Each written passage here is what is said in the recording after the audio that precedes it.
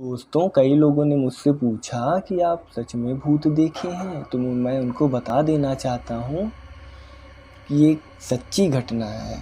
अब ये सच है कि नहीं ये मैं नहीं जानता हूँ, लेकिन ये बात 2005 की होगी। मेरे बड़े पिताजी सरकारी नौकरी में हैं, तो मैं उन्हीं के साथ रहकर पढ़ता था।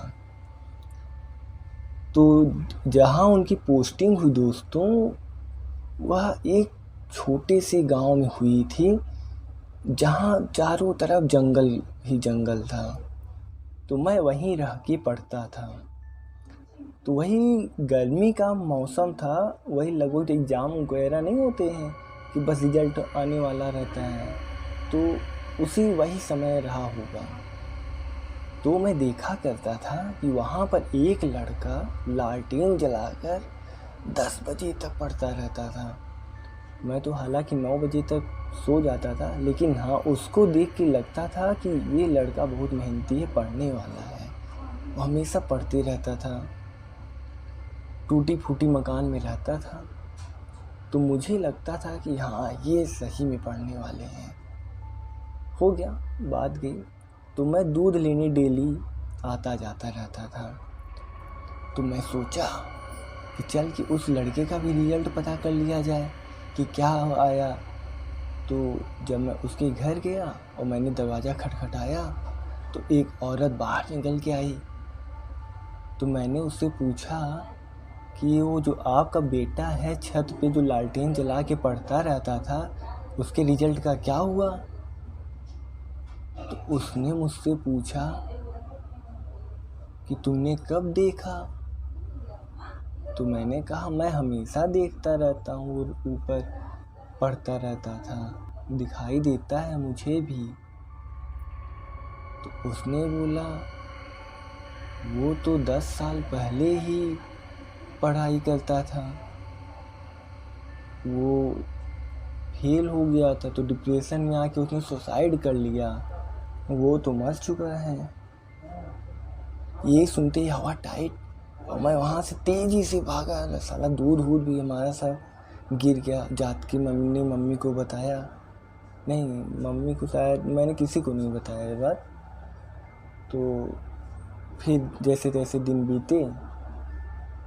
तो उसके बाद मैं टट्टी करने बाहर जाया करता था खेतों में।